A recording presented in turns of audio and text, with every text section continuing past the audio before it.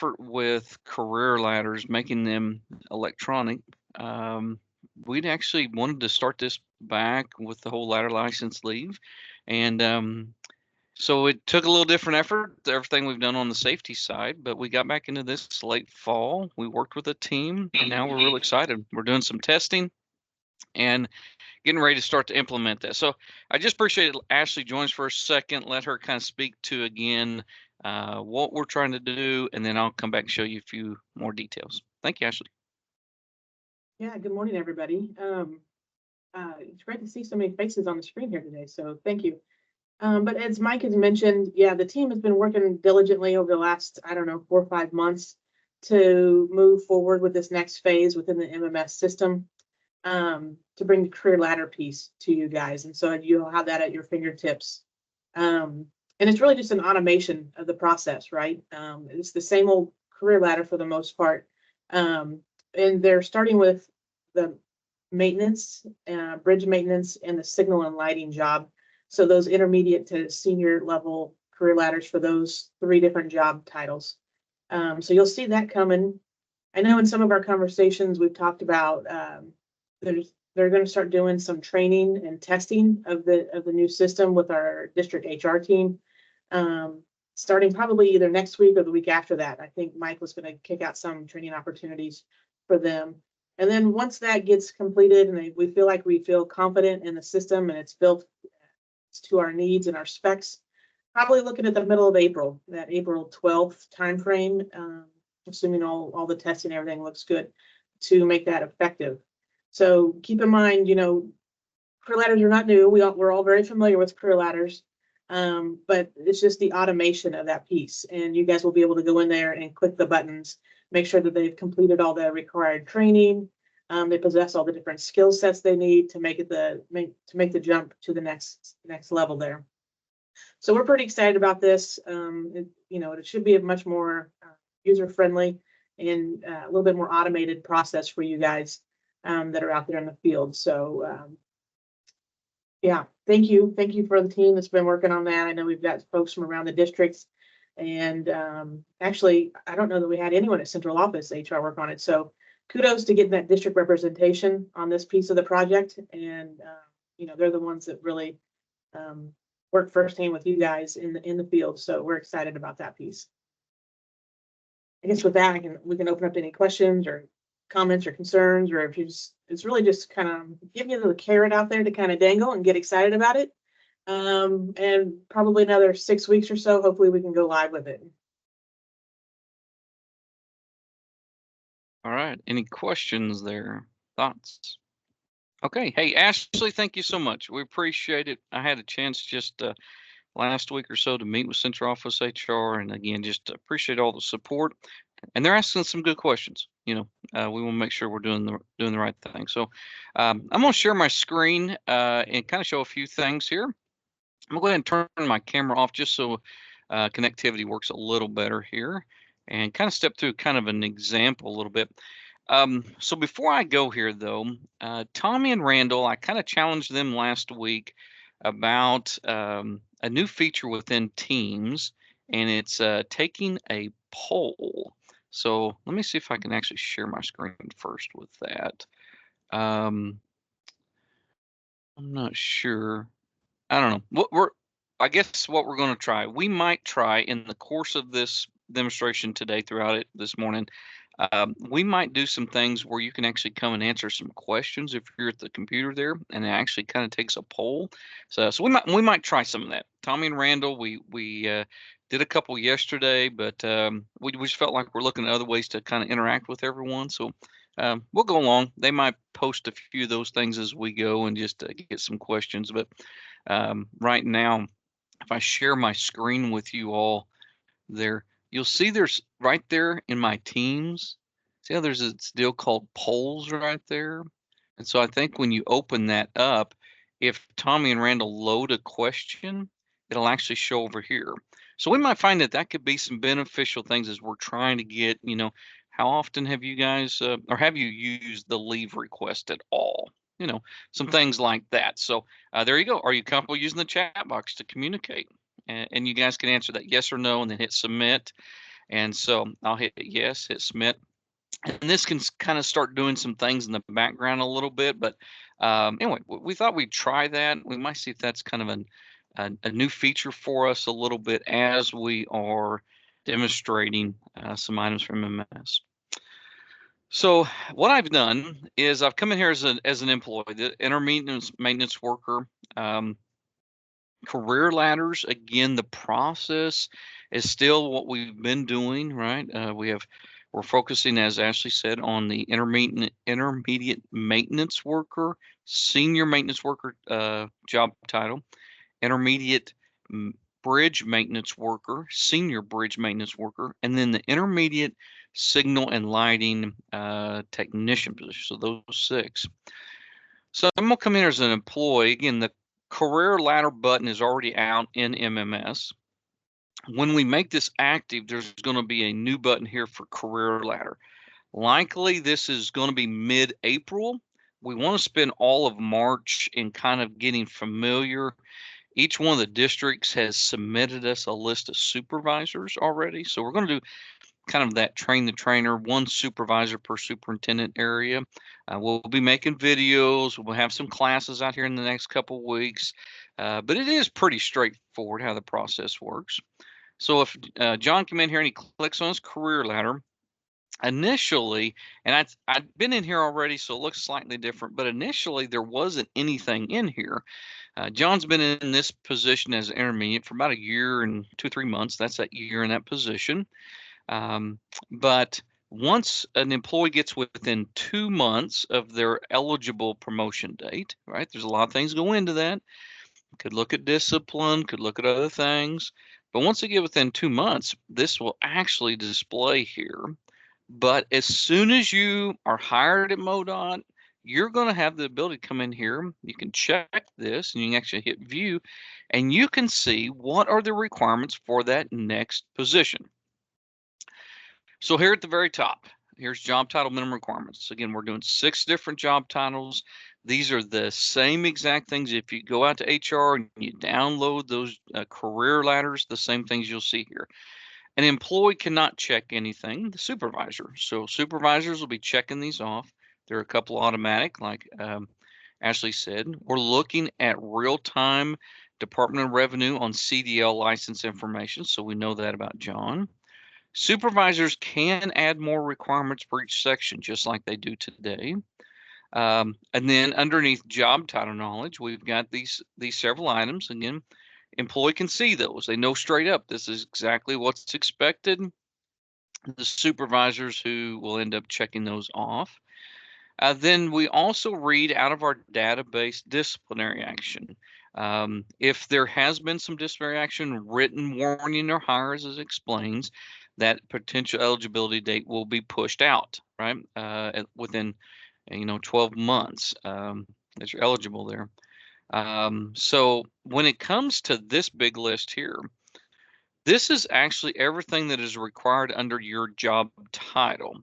So when you go to HR and you look at what is required for a job title, again, this is a combination of everything working together with the divisions and working with safety management and all of that being placed out here underneath our human resources. We've spent a lot of effort in this world because we connect these into our safety dashboard. But if you come to that required training by job title out there and you look up like, senior maintenance worker, we're pulling this real time. What is that required for that position? And so, it's everything in that, whatever that position is. That's what we're using in this list. So you can see this list today, and I'm looking at Pedro here from Jeff said he just has to be on my screen. So Pedro can go today out to the safety dashboard. He can download that training data sheet, and it tells the same thing. This employee has to have all these things. Does he have it? But we've done the same exact deal in here. We're reading real time. If I clicked on training report, I'd see that for John. And we're looking for every one of those to be finished out there. The next section is organizational support. Again, those are check boxes for supervisor to check. And then the last one, and we've got these in all 6 of our deal, are additional things to be required. So for senior position, right now, those are 12 additional items for both our bridge maintenance and our maintenance worker series. So there's a lot of different courses. Again, we're reading straight out of the MO.U system to see if they've completed or not, and we're looking for these 12 to be completed. But there was also another 5 items down here. This was part of the career ladder team that met and rebuilt these this last fall that also could be checked off. So what an employee can do, again, anytime they can see exactly where they're at, they can add attachments. So maybe they've taken some courses, they've done some training, they've done some things. Maybe they've got some accolades from people of a great job they did. No, they could, they could come in here and they could add those in here if they so desire. At any point, they could check and say, I certify all this information's right. But really, it's putting it in front of the employee. But then, yeah, all the stuff really happens with level 1 reviewers. So we'll be demonstrating how all that works, how a supervisor can come in here, how they can be able to approve a person, how they see things. District HR can see everybody's all at the same time. They're managing all of it as it's flowing. So for a lot of you, you've seen kind of this flow already with incident reporting, right? So once you check it off electronically, you're getting emails. It's moving right up the chain and moving along. So real excited about this new feature that we're looking at here. We will be really taking off with this here in again, mid-April is kind of our time frame that we're looking at right now, and looking at moving forward with probably next week some dedicated training classes for our district HR, as long as a few things kind of work out this week correctly. And then the week of March the 11th or later in that week, we're going to start doing some offer some courses then for those district lead people. At the same time, again, we're going to be making videos. So right now, I don't know 100% for sure if we'll do just full scale. Here's a course, anyone sign up or not. We'll probably try to do something like that, but we're going to lean into this as much supervisors. You are the ones, the building supervisor is the one who can actually approve those career ladders. But again, everyone can see them. So, all right. Any questions or thoughts about this new module with career ladder? I think we have a question in the chat. You bet. It says we are having issues with getting submitted training showing up on employees' records. Do you think the new module will help with this issue? Hey, I appreciate that question. And so I had this exact conversation just yesterday again with one of our districts, whether that's OJT, that's course, right? So we'll see that all of this, if you ask in your district, you've probably got maybe 1 to 3 people who actually put the courses into Mo.U today. Okay. And that's really where you need this conversation to occur, right? Because we're extracting from Mo.U. Whether that was a gear up we took it the first week we were here in a class, whether it's the OJT pieces that's occurring, that's where all of those questions really need to go to. And I do believe that they're trying really hard, but I think they're like people like all of us, right? They make mistakes, they miss something. I promise you, getting mad and accusing people won't get you anywhere, right? But knowing where that flows to, how does that get there, right? That is that's definitely paramount. What I see is usually it's about 2 weeks after a person goes through Gear Up that stuff shows in Mo.U. Again, I'm talking workload, right? The OJT side, I'm with you guys. I think that you've got to find that right person to be talking to in your district. But to answer your question, we're pulling it straight from Mo.U. So it's whatever the districts got entered is exactly what we know. Yep. Good question. All right. Is there another question out there? All right. So The next thing I was wanting to kind of go to here, I think we're going to talk a little bit about some winter stuff. Sheree had a few things here. So kind of the overall path I think we're going to go down through now is talk a little bit about some winter, some non-maintenance, talk a little bit about upcoming stuff for Crossing Midnight. We want to move into just getting some feedback on some call report functionality we have in the system today, how that's working for you, federalization. We're going to talk about our new activities that we have out there. By the time we get down to the end, we do want to come back around to assigning work. So I want to make sure wherever we end up here, probably the last few minutes of our meeting, do want to spend on talking and reminder about assigning work and really that connection back to our training and are our employees trained for the activities that they're doing today. So with that being said, Sheree, I'm going to turn it off and turn it over to you. Let you talk a little bit about some of the winter items. Thanks, Michael. Let me share my screen here. And one of the first things that I want to share with you is that with our last storm was going through assisting some users and then also some supervisors, and notice that we have some supplemental help that may have not remembered that they needed a document in MMS. And so want to refer you back to Michael's note to the districts that if you had supplemental snow pushers in your district, each of those employees would have received an email letting them know how to document in MMS, and also that they could practice in the test environment. And that how we need to make sure that we're checking our training for that for completion, and then how to document whenever they're working for those maintenance facilities. So what I just want to remind everyone is that whenever, as a supervisor, assistant, or crew leader, as you're looking at review and submit, just make sure that you communicate that with those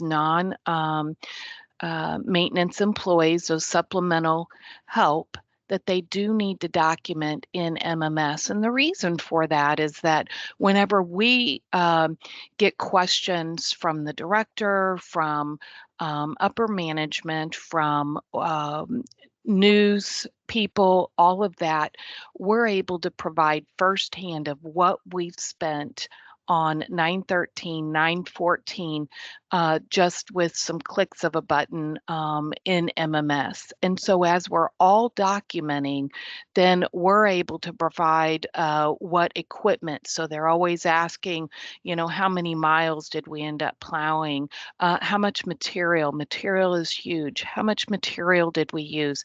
And then making sure on our map, as we're looking at our results, where were we documenting our locations for that. So those are all key parts that if our non-maintenance employees are not documenting like you all do, then we're not capturing that in MMS. And so we're not able to provide those dollars in our total cost right up front.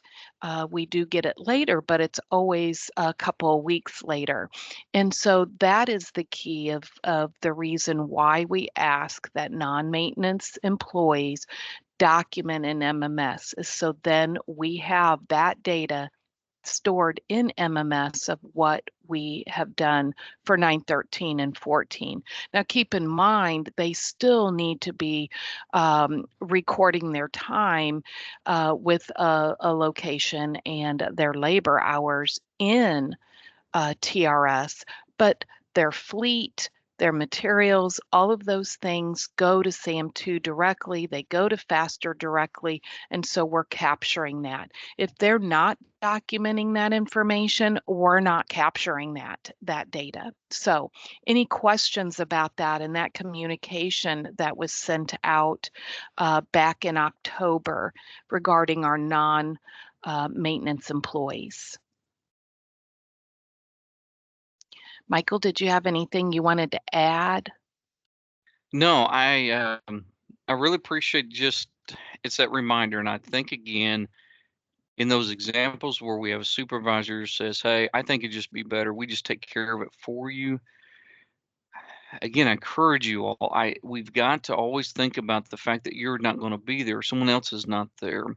We want our people, including supplemental, to feel comfortable to be able to document.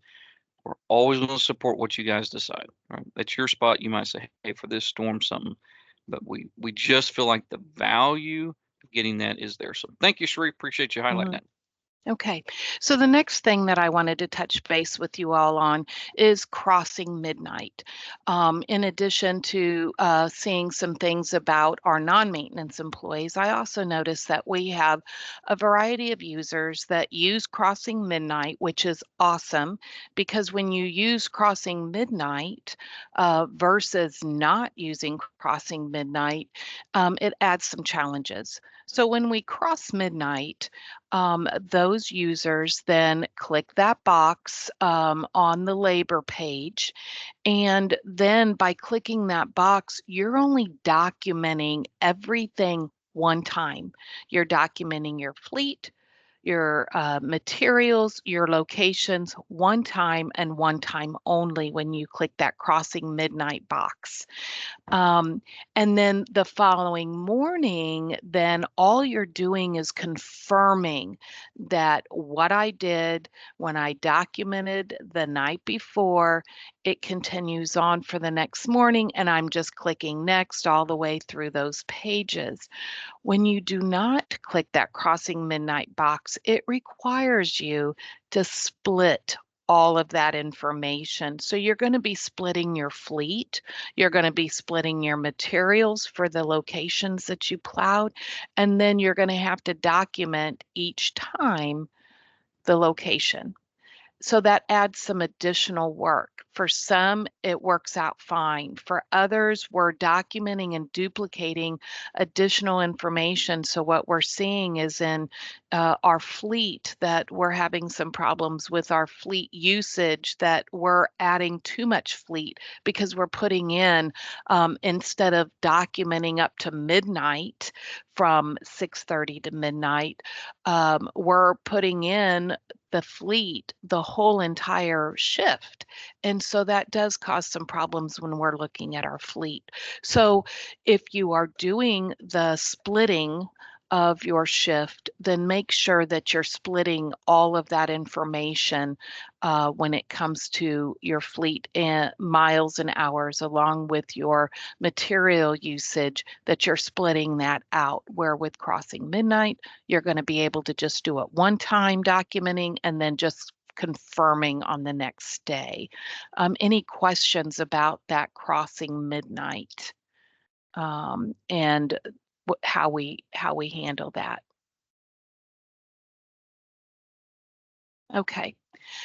With no questions, then the one thing that I wanted to bring to your attention to is that as we start working into spring and we've already seen some pothole patching and that kind of thing. But as we start doing sign checks and preparing for our bridge flushing and what work we're going to be doing, and so some of those items we do or those activities we will do at night, especially our sign logs. So as we're remembering to do either a crossing midnight, if it's just a sporadic day-to-day kind of thing, then what we want to do is probably use that crossing midnight feature that we have on our labor page.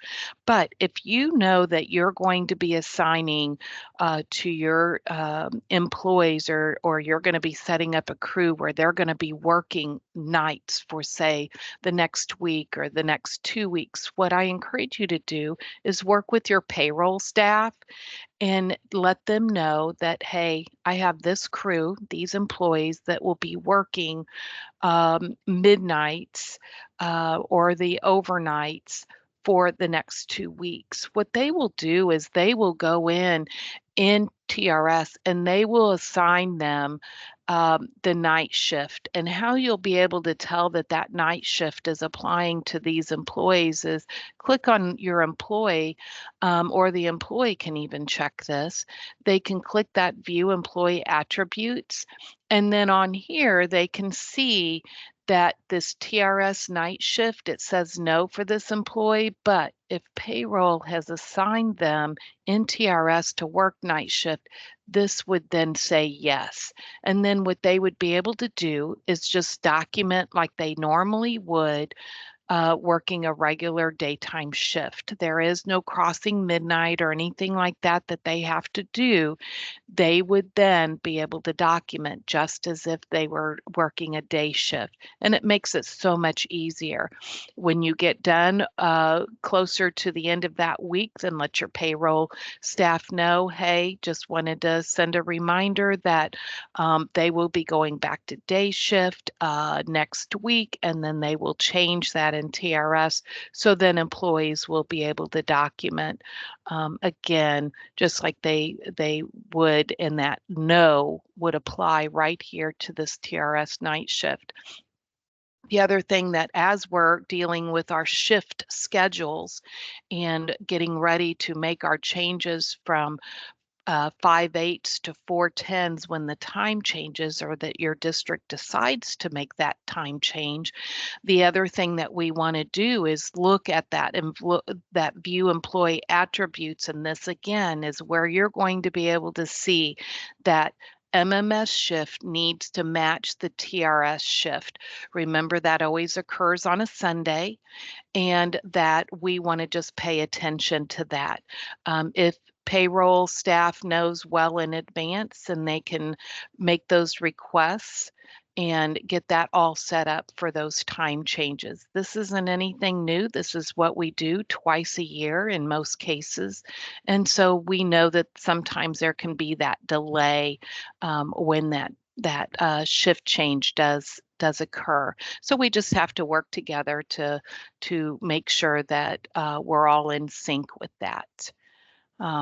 Any questions about that employee attribute, being able to assign a night shift to our employees if they're going to be on that for a regular scheduled time frame, or whenever we go to doing a shift schedule change? Okay, if there's no questions, I'm going to turn it back over to Michael, and we'll go from there. All right, thank you, Sheree. I'm often just kind of set back a little bit about just how involved it takes a lot, right, to accomplish everything that you guys are doing and managing with just understanding activities. And so, again, thank you all. We have days that are very busy in answering questions, but a lot of days, you've got that rhythm, you got that process there. More than anything, we're just trying to make sure we all consistently handling some stuff. So what I'd like to touch base with is call reports. So I'm going to share my screen here for a second, and actually, I'm doing two things here at once, and I think I probably caught myself on one of those. So this is Ozark yesterday. They were taking care of several dead animals, okay, and had a leading member out there taking care of that crew. Again, want you all to know we've got 3 new activities. This is one of those, the dead animal pickup. And again, this is one of those examples that I think I heard him say, I don't know if it was 10 or so deer they picked up yesterday. So they were actively involved a lot. It's not always going to be something that looks like that. Could be more of a point location, right? You went and took care of one. But they basically spent a good part of this entire day managing and taking care of those dead animals. Now we got other activities, right? So we've got an activity for, the homeless encampment and all the graffiti. So I'll show you some of our documentation we've captured. But the reason I was wanting to do this was how we're getting to call reports. And I think I found a prime example. I don't think Tommy Randall, I don't think I went in and turned on call reports for this activity. I need to do that. Um, Under litter pickup today, R411, right, which used to encompass everything, but now it really is getting obstructions out of the roadway, litter pickup, right, trash alongside the roadway. When you go to that activity, you're getting call reports to display. And so we've had that functionality since about June of last year, and it will actually show up over here when you do that. So that might be one of the polls that Tommy and Randall throw there in a second. Is just, are you guys seeing value out of that being on the page itself when you document, having that ability to go see a call report on there? One of the reasons we're wanting to kind of highlight this for just a second is that we have got an effort here, probably within the next, I'm going to say maybe 2 months. I don't know. It's probably fair to say anywhere from 2 to 6 months is probably more realistic. That we're wanting our call reports when they are actually received in the customer service, that they actually are going to be assigned to unique activities. And so that will take us to kind of a different world where we can really kind of connect that when we get a call report in for a dead animal, in the background, that's already going to be assigned in the call report to 31 D as in dog, or I mean, D as in dead animal. We're going to do the same thing with, we get a call on pothole patching in the background and make it R311. Again, in the next 6 months, we want to see ourselves going there, but we're wanting to do it so that we can really hone in and tie into this effort that we're making on trying to make it, as you document, you see call reports. And so this started with our St. Louis group, and they have been great proponents of it with our signal lighting.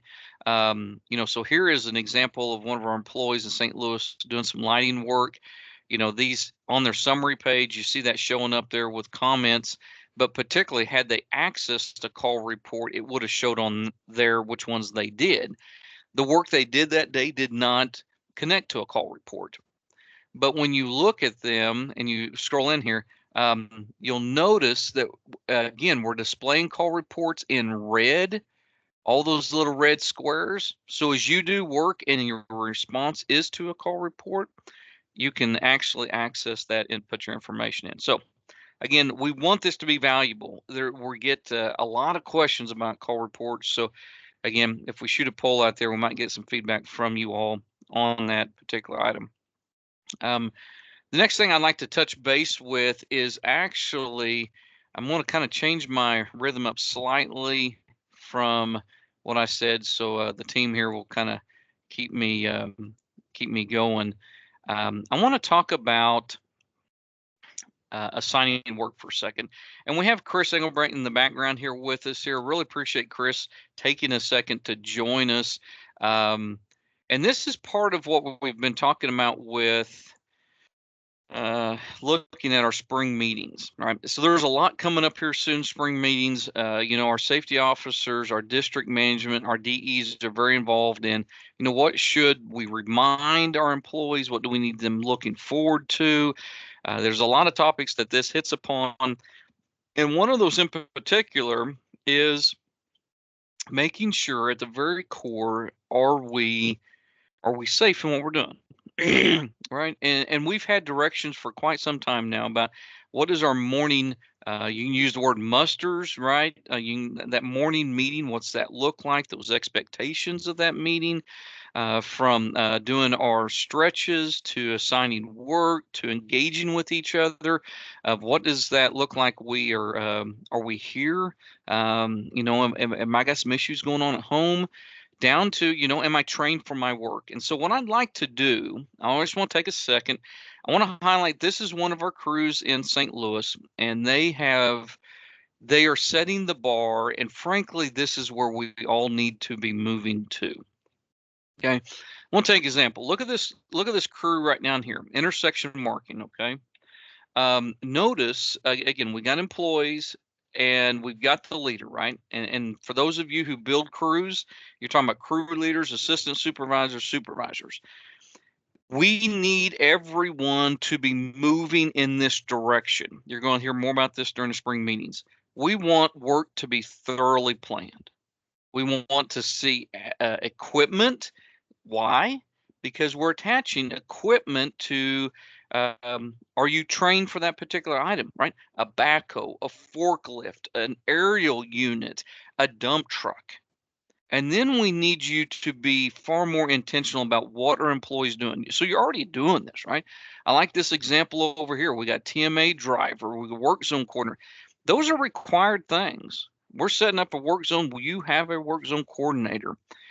We need to see everybody populated with what you've already told them they're doing. You today are going to be doing the chainsaw. You today are going to be the pilot truck. You today are going to be the TMA driver. And we believe this is supporting the whole effort of employees trained before they do the work. So, Chris, if you're good still, I don't know if you've had to jump onto another call or not. If you wouldn't mind, maybe share a few of your thoughts on that topic before we kind of move on to something else. No, I think you hit it very well, Michael. So it goes back to the planning, right? Making sure people understand what they are assigned to do for the day and their responsibilities, make sure they have the proper tools and equipment. And we've kind of touched on this many, many times, and we'll hit it again because the issues that we see when we have a breakdown on a work zone or a communication failure here generally leads back to we had something pop up last minute and we ran out to do it and we just didn't have time. We didn't take the time to plan accordingly and things go wrong very quickly. So again, just spending that extra 10 to 15 minutes. And as Michael mentioned, really trying to catch those assignments of work or pieces of equipment to folks that haven't been properly trained. That's probably one of the biggest issues that we're still seeing. And I use the example of roller training. I ran a gap report the other day on roller training, and it shows around 700 people in maintenance titles that haven't completed the classroom portion, but it shows about 2,200 maintenance employees that haven't completed the on the job. And I'm not naive to think that there's probably not some of those 2,200 that aren't fully complete that are being assigned to do work. And we don't want to find that after an incident occurs. We want to make sure that, again, as a supervisor, crew leader, if you're the one leading that crew, that you're doing that due diligence to make sure we check that. And the MMS assignment of work is really the easiest way to resolve that issue, and it'll flag it for you. So again, I just encourage you to spend that extra time, do the planning ahead of time, the day before, the morning of, and then again, that'll make your lives a whole lot easier on the tail end. So any specific questions, I'll be happy to answer any there, Michael, or anybody else.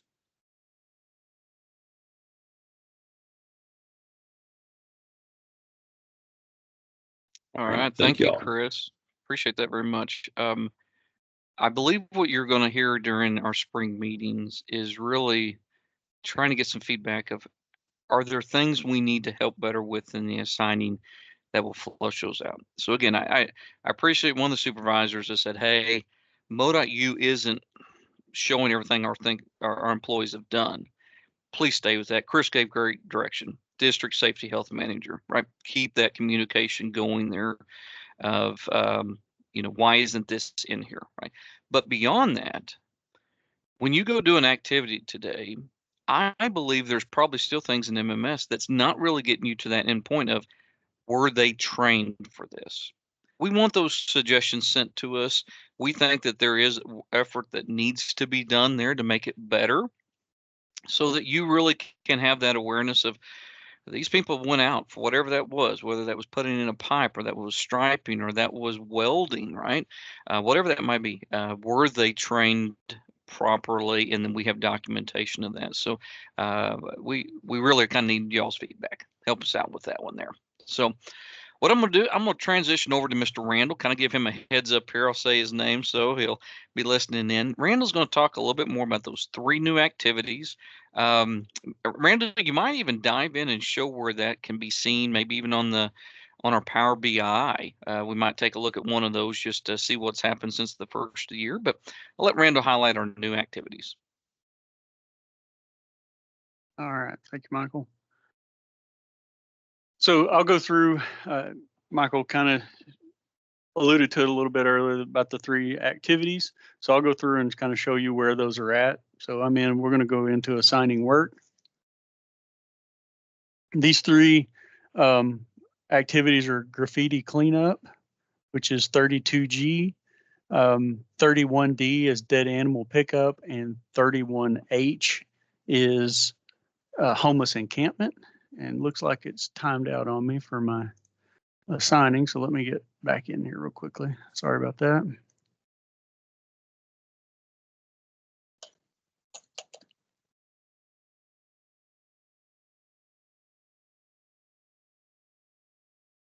Okay, so now we're going to go back into assigning work. And all 3 of these activities are under the roadsides bucket. So if you click on roadsides, you can see the dead animal pickup here. We've got the 32G and the 31H for homeless encampment. So we put those all in the roadsides because that's probably most common. I'm going to go ahead and select one of them and go through the assigning so we can show another alert, just a reminder on the training, what happens if you're not trained. So I'll select a day. Michael's already said those activities, you just select a location on the map of where you worked. All 3 of them are the same. They're all normal flow. So you select the location and then move on to the end. So I'm going to select this skid steer here because not a lot of people are skid steer trained. And then I'm going to go down and select an hourly employee that likely is not trained. So we'll assign, remember, if you just assign them to the activity itself, there's no alert, but this is where it gets into why you want to select the equipment that's being used and assign that equipment. So if we assign that equipment, you'll notice right off the bat, this triangle alert comes up here that says, hey, something's wrong, something's you need to check into. So if we then select this, it's going to pop up and tell you there's training for the skid steer has not been completed. OJTs, like they've mentioned, is a major one. A lot of times we get feedback that those have been turned in. You guys have already talked about that a lot. Just make sure that you have that documentation and then stay in contact with HR or safety management, whoever puts those in. That's really those 2 activities. I have another topic here. If you don't mind, I'll just go ahead and skip to that. The leave module is still out there, so I want to make sure everybody knows that. Go back to production. If your leave balances are here, this is for all employees, so you don't have to go to your paycheck, all that kind of stuff to get to it. When you click on the ladder license leave button, that leave balance is there. I'll go to mine. I don't care. I don't have anything to hide. This is your leave. It gives you what your max accrual is based on how many years of service you have. And then it's going to project what your max is for October 31st. So it kind of gives you a heads up of whether you need to be spending time or, using that time throughout the summer and not getting to the end of October and being way over on your max. I don't have it available and I can't impersonate for it, but there is a leave button that you can put in a leave request. So if you're planning on being off, employees planning on being off, click that leave request, put in the dates that they're gonna use, and then it will populate that in the assigning work and also on review and submit for the supervisor. So that's a pretty handy tool. I think Tommy's probably going to post a question about that in the polls. Michael, you mentioned maybe going to a Power BI. Is there a specific one you want to look at? So I guess I should go back to the reports. I don't know if you've all heard, but on this reports button within MMS, you select that, it takes you to a SharePoint site that has a bunch of Power BI reports that are available. The bulk of them are going to be in this bigger button here. This is where most everybody can get to. There is a safety one here, and then this is central office maintenance. Most employees can't get to that. So we'll go into the main Randall, button and show 'em. how about you show like how much pothole patching we've done since the first of the year, and kind of how you can access a lot of stuff on this page, but yeah, see how they can take a look at that. Sure. So I guess events data is probably going to be the best, kind of give some estimates. So on this one, you can actually select a specific activity if you want to. Pothole patching, so that's 311. And then you can change your date range.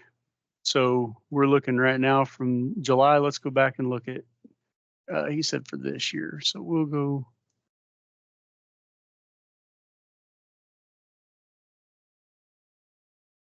So for January 1st on through today, this kind of gets back into what Cherie was talking about also, is the more we document in MMS, the more we have this stuff available.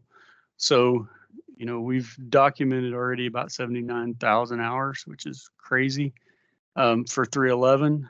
And then it's breaking down these estimates. So we can do this for any activity, anything you have documented. And really it was mostly designed originally for the winter events. We get questions almost immediately. The snow hasn't even stopped. And how much time have we spent? How much material have we used? So this is a really good tool. It's just one of many that we have here, but kind of gives you an estimate. These are all estimates because they haven't processed through SAM2 and all that stuff in case changes have made. But this is just a good example of what that is.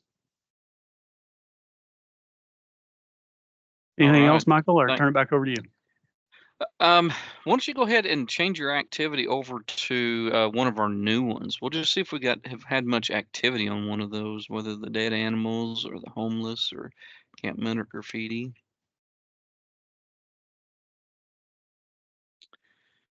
There you go. So, you know, yeah. So, you know, looking at this, this looks directly at MMS. So, you know, basically, had we documented yesterday afternoon or maybe early this morning, we can really kind of get some good estimated awareness of what we're doing. One of the things that this also highlighted is it allowed us to see some maybe some material usage that went really higher than what we intended. So, you know, again, we're trying to look at different things to try and see, you know, if you look at winter material, it is kind of interesting. You could see real fast, you know, what orgs use the most amount of salt, and sometimes that's just because we've just accidentally put a wrong number in, right? It was never intentional, but it helps us to be able to track that down pretty fast to see kind of where we are. So I think winter wise, we're almost 26 and a half million.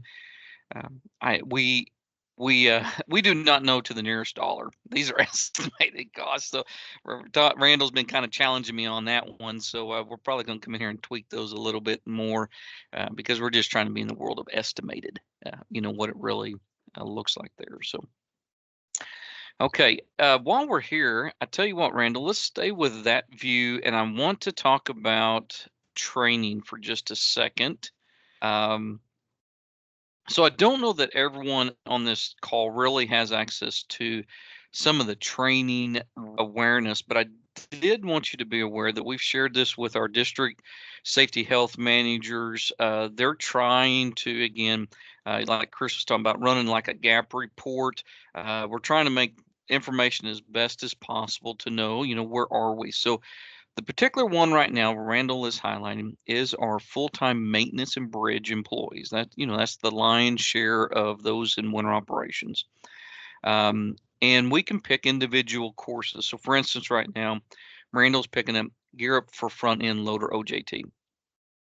So if you know, we look at it, thankfully we're almost at the end of February. Does look like a little bit of winter event, maybe stuff from the northwest, maybe a little Kansas City or northeast, maybe next day or so. But at the same time, our training should be coming out of the winter. We should end up being very high on items signed off, right? I was talking with one of our districts yesterday. They didn't have very much left at all, both supplemental and full time, and the ones they did were basically a brand new employee. Then that makes sense, right? But all of the rest of these, we really we're getting to where again we're hey, it's going to hit 83 degrees today here in Ozark, right? I'm not thinking winter anymore. I'm looking, what are we doing next? We're going to be doing this, right? Bridge flushing. We're going to be putting pothole patch. We're going to lay mix. We're going to put pipe in, and we start thinking again what we're going to be doing. There is a good benefit to, hey, let's get the winter squared up, that we don't start another winter like we were. Now, I don't have those OJTs. I don't have this, right? We just want to make sure that what our employees have accomplished, and we say that they are correctly have met expectations on, that they're getting that credit. So I think everyone having an awareness just really helps out in those kind of pieces. And so just to let you all know, we're trying to put this data out there and make it as available to, particularly to our safety personnel. Again, I don't know that we gave that tab there. Do you remember, Randall, did we give that to all users, the one under training? No, the training is not. It's superintendents and up.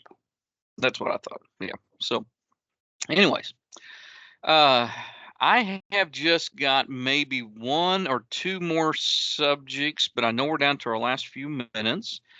So I would rather stop and see if you guys have questions. I really appreciate the questions that's kind of been going on over there in the chat. Tommy, Randall, Shree, they're kind of monitoring those. If you feel more comfortable, again, asking a question, we got a big group here today. I completely get that. But I definitely would like to take a chance here for a little bit. Things that you're seeing, that you're needing us to focus in on. Or if we're thinking something's happening and it's not working that way, right? I would definitely want to be aware of that, and those pieces that are causing issues for anyone. So, Hey, Michael, I think a questions? question. It looks like a question that may have got overlooked in the chat is how far Okay. off will it let you request time off? Oh, okay. Good question there. So, I don't know, Tommy, Randall. I had went in testing at least a couple of months. I don't know. Did you guys went Yeah, out further than that?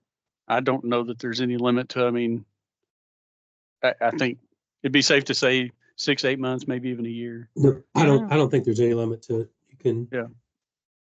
I've went go out the next past year? the current calendar year and done Oh, it. So okay. I know you Yeah. can at least go a full year out. Yeah. Okay, good question. Yeah.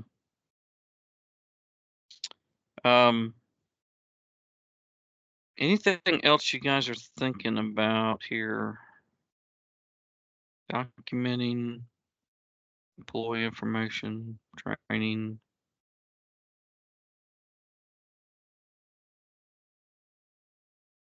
Okay, I'll highlight a couple more things. Again, if you got questions, please post them out there, raise your hand, or just holler at me. I'm good with either of those.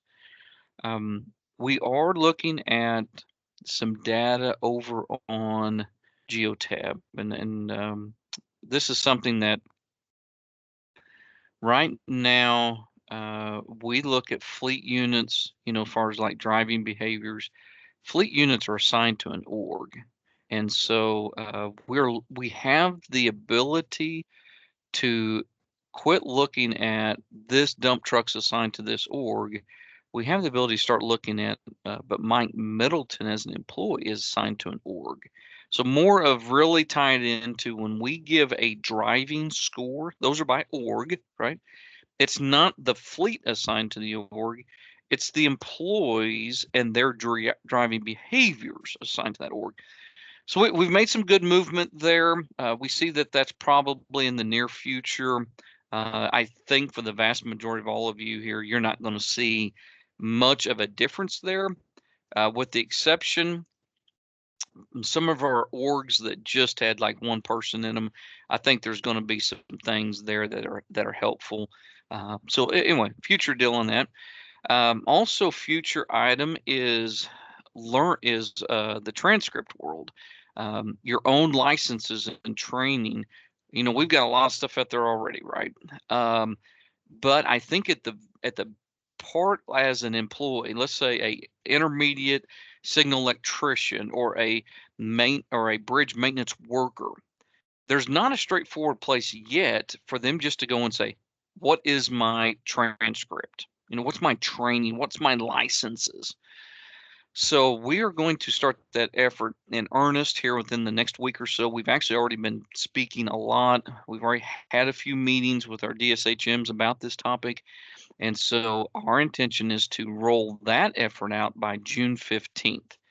It's going to be all about the employee again, right? So we've done leave. That's about an employee. We are doing the career ladder about the employee. And the last part of that is the training awareness, the license part. And again, we will be very involved in that in the next couple months to take care of that piece there. Last item I have is federalization. So the federalization piece, we are starting a new year. It's going to start here March 1st. We got our letter back from FHWA yesterday to approve 2024. It looks like it's going to be about an $83 million reimbursement year. That's fantastic. That's about where we were in 2023. But there's a few things on our financial side that they're needing to get checked off. Cherie will be sending emails. Again, there's not a lot you all do, but again, she'll be send some emails, financial service, all that world of here's some new project numbers. But yeah, appreciate all the work there. It's a lot to get to where we are, and definitely a huge team effort to get there.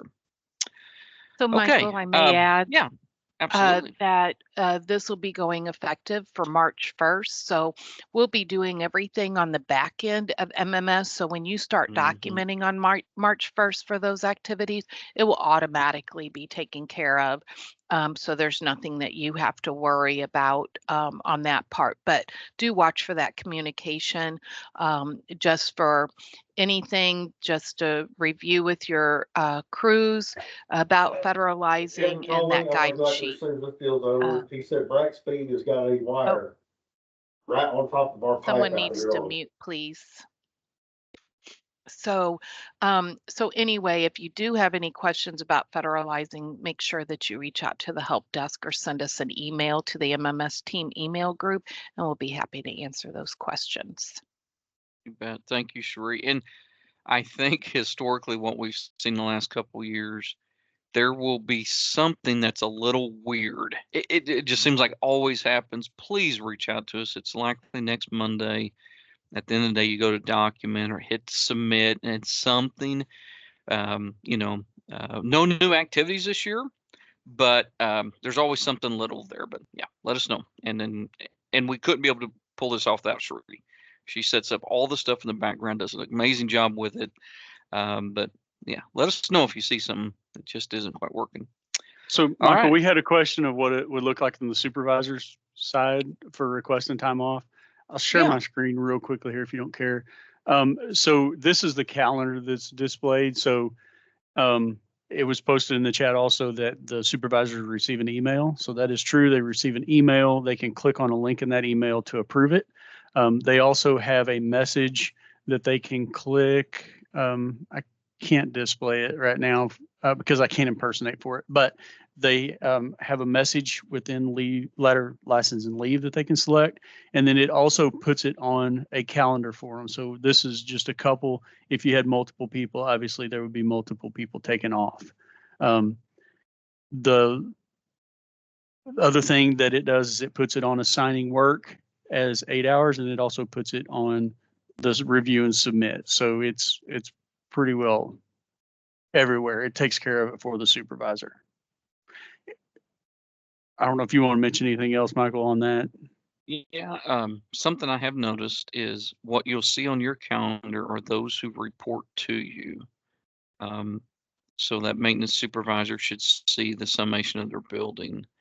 A assistant supervisor who is assigned Engage possibly could see those who report to them in Engage, possibly. A superintendent had this question just last week. A superintendent sees the supervisors that report to them. They don't see a summation of all the calendar requests for everyone in all the buildings underneath them. So you really just see kind of that one layer below you in engage is what you see there. So yeah.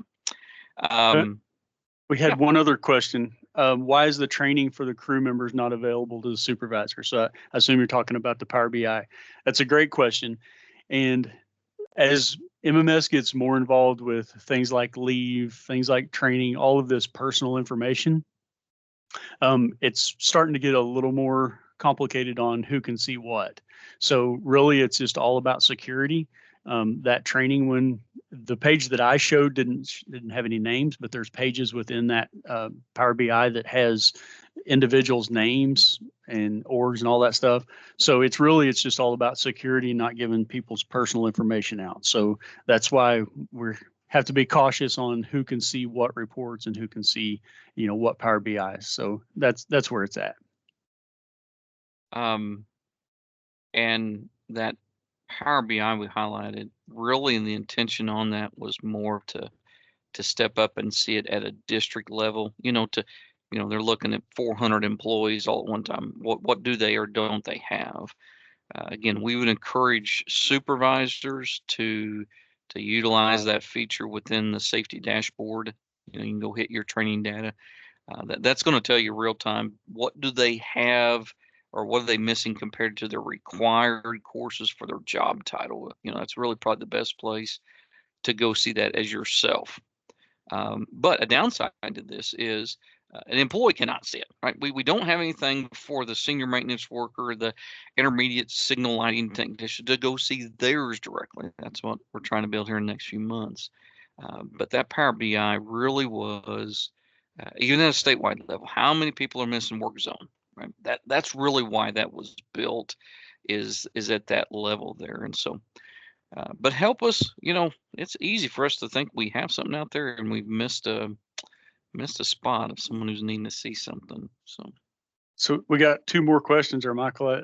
You bet. So I've seen a leave request for just a couple of hours, but a signing page shows requesting for all day. Yes, great question. So the way we built, and this goes back to assigning work. So assigning work, anytime I ever pick a person on a day or assign work, it's the whole day.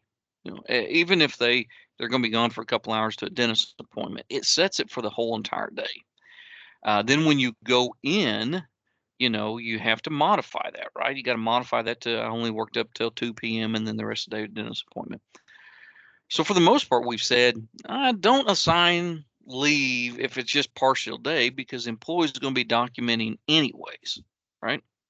They're going to be in there and they can do it at that time. So that collides with this effort now with leave request. So I know next Wednesday I've got to take off early because I've got this appointment. You as a supervisor say, hey, I want you to put your leave request. I want to know everybody that's leaving. Absolutely, great. But also what you did was when they come to that day to document, it's going to show them as leave all day. Now you can do partial. When you do a leave request, the employee can pick, I'm just going to be off between this time frame. You can do that. But you need to think in the back of your mind, at the end of the day, the majority of leave request process in MMS is always going to be all day. And so as a supervisor, if you want to have them put in the partials, that's fine, but they're going to have to go to that day and adjust it, right? I worked up to noon. They're going to be unchecking at the top of the page, took leave all day. Just kind of think through, is that helpful? And very easily it still could be helpful because you can have a calendar with everybody's time they plan on being away. But it really fits that all day much better. That's a great question. Partials are just kind of weird in the middle of it to manage the, but it does work and it functions. It just comes down to what works best. And I think you got to go in there yourself. What I would encourage you, go look at testing. Go to UAT and try a few of those. Have some of your crew leaders or something do some of those partial days to you and see, do you like it? Do you like the way that it plays up? Because it's going to populate on assigned work and it's going to put them on that day as if it's all gone all day. Good question. Yep. And so 4 hours, if you take half a day, if you take 4 hours off, when you're doing the request, it just says 4 hours. It doesn't give the time frame. So you really have to go in and document for a partial day to be able to say, are you still needing market or not market adjustment, but the RDIF, did you take a lunch? All those questions still have to be asked. So that's another reason. So is there any way a building supervisor can see all the building employees' time off, even if they're assigned to the assistant supervisor? So And I'm going to start, Randall. I think the answer is yes, but I always go back and have to, verify it, right? yeah, I agree. I didn't know 100%, but I thought a supervisor would be able to see everybody's. Yeah. We'll have to verify that. Yeah. We'll check into that one, Charles. Thank you for asking that question. I tell you what, one of us will take that and send you back an email or give you a call. Okay. And we'll even look up your name or something on that one. Hey, Mike. Yeah. Hey, this is Greg here in Mount Vernon. Yeah, and you bet, Greg. We have transitioned solely over to the MMS leave, and it works great. We do partial Good. days. We do Okay. it all. My crew leaders even get a notification if a leave request gets put in. Right. Okay. But they can't approve it, right? But they at least they see it. can't prove it, but they get to see it. Okay, good, Greg. Good deal. And you can see everyone in your building, right, Greg? Yeah. Yes. Okay. Good. Hey, I'm glad you like it. It's good.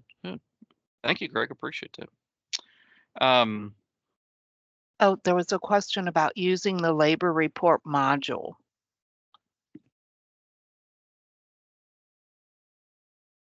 No, I was just meaning for to be able to see employees, all your employees, for that supervisor that was wondering if Oh. they could see time off.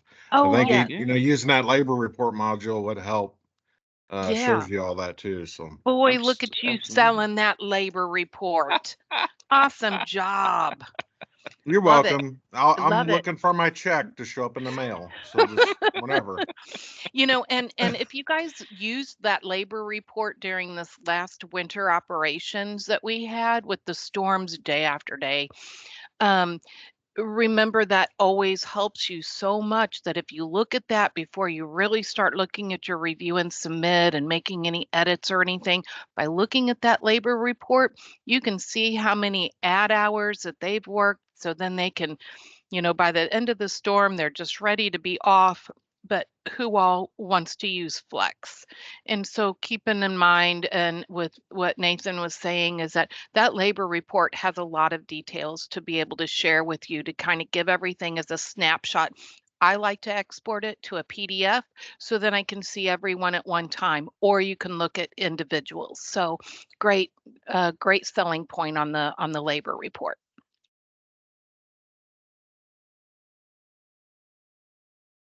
All right.